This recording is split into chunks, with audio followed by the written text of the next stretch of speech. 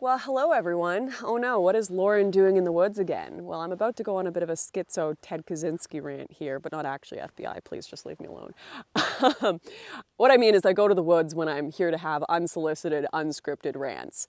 I like doing my scripted videos because when I script things, I'm able to really reference data. I'm able to remember the articles and everything that I got my information from, so I can make sure that all y'all keyboard warriors out there aren't sitting there like, fact check, you got that wrong, Lauren. In conversation, people get things slightly wrong all the time. They get one or two numbers off or whatever. So it can be harder to rant on the internet when everyone demands complete accuracy and complete, everything just has to be referenced. Everything has to come from an official source or it can't possibly be true. But this is the problem I have with scripted videos, is I'm facing this issue in my real life, day-to-day life, where what I am seeing with my eyes, what I am hearing from people around me, what I am experiencing myself is not lining up with what I'm reading in the news. It's not lining up with what politicians are telling me.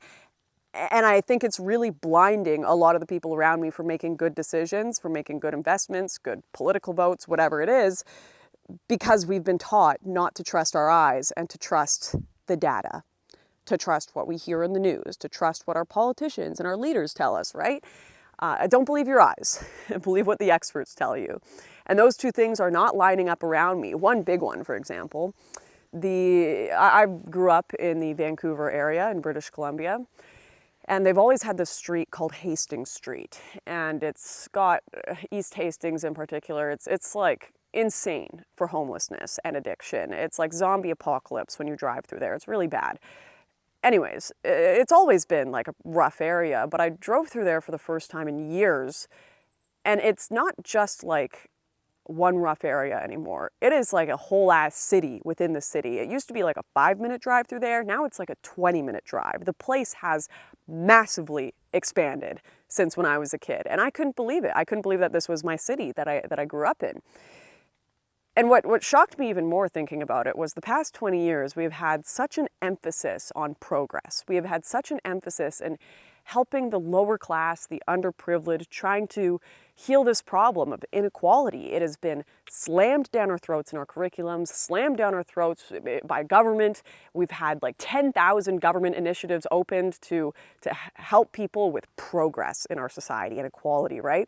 How come in a civilization that has allegedly progressed so much in the past 20 years, we are seeing more and more wealth inequality, disparity, poverty, and addiction than I've ever seen in my entire life around me? Like it's staggering. And this is once again the society that I've been told is progressing. That doesn't match up with what I'm experiencing in my real life.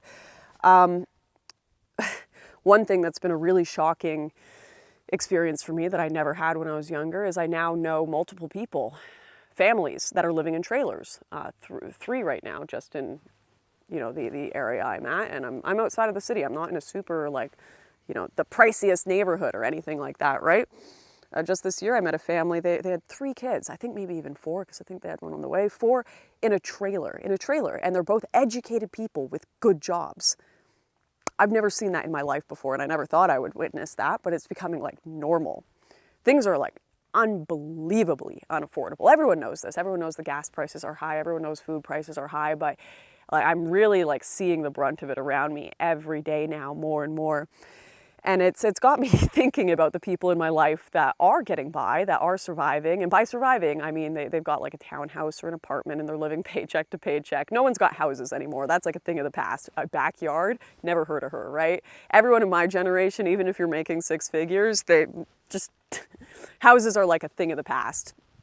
Yeah, the 3 people that I see that are doing okay in this current regime are, 1, people that are working in the bullshit economy. So like what I'm doing right now, I'm not saying that what I do isn't important or that, I'm not proud of a lot of the movies I make and everything, but there is this economy of people that are creating content and NFTs, monkey gifts and such, that isn't actually contributing to our life necessities. It's not putting a roof over people's heads. It's not feeding you. It's not, fulfilling those fundamental needs for existence. So I call it the bullshit economy, right? It's just all of this stuff that is like entertainment value. You can't really grasp it or touch it. It's not really creating anything. You know, the entertainment's valuable to humans too. Education's valuable in some way, but you know, when people start starving in the streets and can't afford homes, it becomes a little less valuable. And that's where we're at right now. Two, the other people making money, criminals. I mean, when you don't have to pay the exorbitant taxes that the government puts on your business, you're doing things under the table, well, you might actually be able to get ahead in this current system. Lord knows if you're playing by the rules, you're going to be effed. So criminals are able to make money in this system. They're doing all right, especially with us like constantly being more and more lenient on criminals while being more and more, I guess, restrictive against law-abiding citizens. Look at what Trudeau just did with guns in this country. We just all had our handguns, ability to buy them, transfer them, anything taken away from us. Meanwhile, gang members sure as hell aren't following those laws. You know what's going to be great for business for them is now that handguns are illegal, they're going to be able to boost up their prices for their illegal gun sales. They're going to love this, right? Something really weird that I've experienced for the first time in my life is genuinely I'm starting to dislike the police a bit. I never thought I would say that, and if you're a police officer, I'm sorry. I know you're not all the same, and it's not always your choice, but I find that when I drive and I see a cop near me, they make me nervous, and I always have to question myself, why am I nervous? I'm not doing anything wrong. I'm not a criminal. I'm, you know, just trying to live in this little civilization, trying to get by.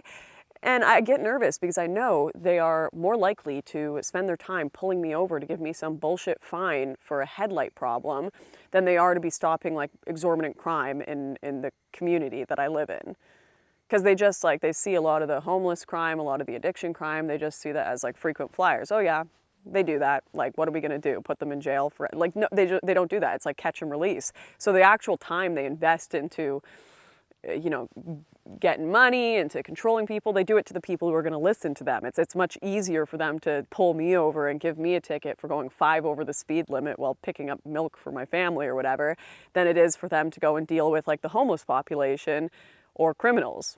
Much easier. I mean, we just had a police officer in BC stabbed to death while trying to help out the homeless community here, a young woman police officer. So they don't want to be doing that. They'd rather spend their time on people that are going to listen to them. So like, I'm finding that just unbelievable. Okay, sorry. Then the third group that is successful in this current economy are people that are working for the government. That's about it. If you've got a government job, you're steady. That sector is constantly increasing. That is like the only sector you're seeing in any sort of workforce in this land that is expanding. It's certainly not small businesses. It's not self-employed. It's all government jobs. And before you pipe up and you're like, Lauren, what about tradies? All conservatives talk about all day is, if you want to get a job, become a tradie, because they ain't creating any sort of, you know, poetry factories anytime soon. All of these like social sciences, you're probably just screwed over, never going to be able to succeed. So get a woodworking, electrical, whatever degree. Yes, tradies are doing all right, but you know the tradies who are doing all right that I know? They're all on government contracts. Not one of them is starting their own business or working for themselves, especially in my generation. There's older generations that have started their own companies and are still doing okay, but there's no young people doing it. They're all people that are working on government construction projects, you know, ferry contracts for repairs, city electrical work. It is all like government employed tradies. You look at the size of the government right now and all of the people who are employed by the government, I'm not talking about office workers in, you know, the tax office. I'm not talking about people working on Parliament Hill. It's like every sector of our society right now. If you're a teacher, you're government. If you're in healthcare, you're government. If you're in a lot of construction jobs, you're government. Like a lot of our economy, if not, I'd say most of our economy is probably like government. I know they say it's a quarter of workers in Canada right now are government or like provincial government, whatever, employed. But I think if you add all of the contractors onto that, it would probably be significantly higher than that. Anyways, so those are the 3 jobs that people have that I see are doing okay, keeping their head above water. And none of those are sustainable for a country. If those are your 3 revenue sources, like, you're screwed. That is not sustainable for actually keeping people alive. Bullshit, crime, and government. You're not creating any real wealth in your society through those three sectors. And then even the people I know that are on like 6 figures working government jobs, if they're my age, they're throwing their shoulders up like, no way I'm ever going to own a home. I'm living paycheck to paycheck. It's just not going to happen for me. And you do the math and it's actually like, wow, true. You don't even have money to put in for retirement savings right now. Even just renting a small little condo, renting a small townhouse is insanely expensive, and the food prices going up and everything. And this has been like what I find extra worrying and concerning is everyone I know around me is preparing for some sort of disaster. They all have this like feeling, this intuition that things are about to go pretty sideways. They don't know what it's going to be, whether it's going to be expanded government control, getting super oppressive. A lot of people think it's going to be economic disaster and failure, seeing with the way things are going, inflation. Everyone knows prices are going up.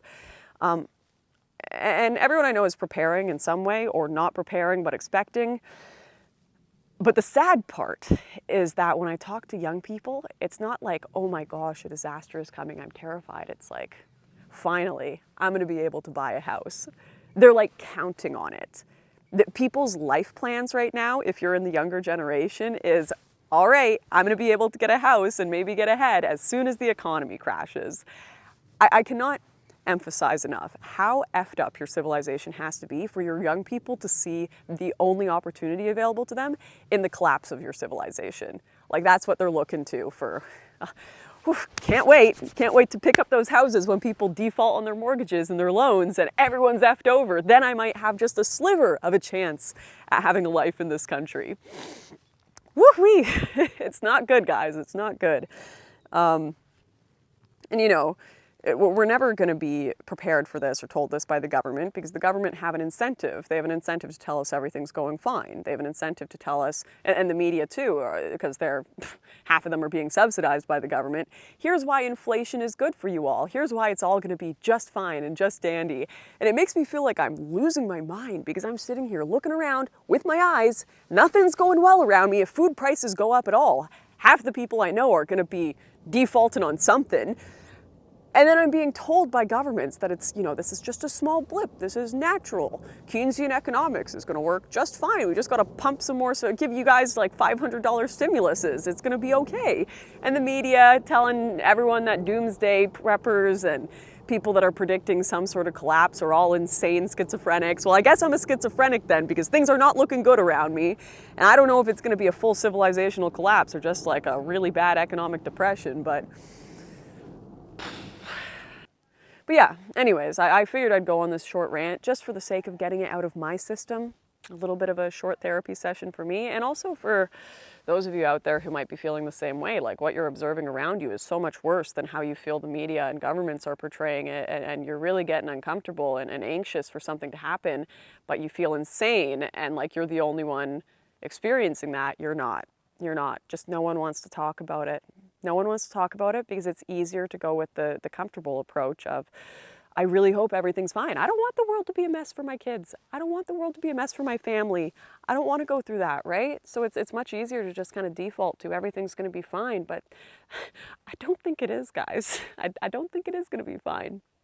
The one positive I'll end on, since you should always end on some hopium, is I really like this cliche Dennis Prager quote of, I'm a pessimist for the world, but an optimist for my own life. We still choose how we react to situations. We still choose how we are like the masters of our own souls, right? We can still choose to be good people, to be kind people, to be noble throughout whatever happens in our future, whether that be good or bad. And we can also choose how we perceive it, and whether we do it with love and joy and take on every day, even how chaotic and awful it is, with a sense of thankfulness to be alive, or whether we, kind of fall into a depressive cycle and allow the state of the world and what the governments have done to us and oppressive forces have done to us to not only win on a physical level, but also win and take over on a mental level. We don't have to let them win that battle, right? So that's the one positive that I would have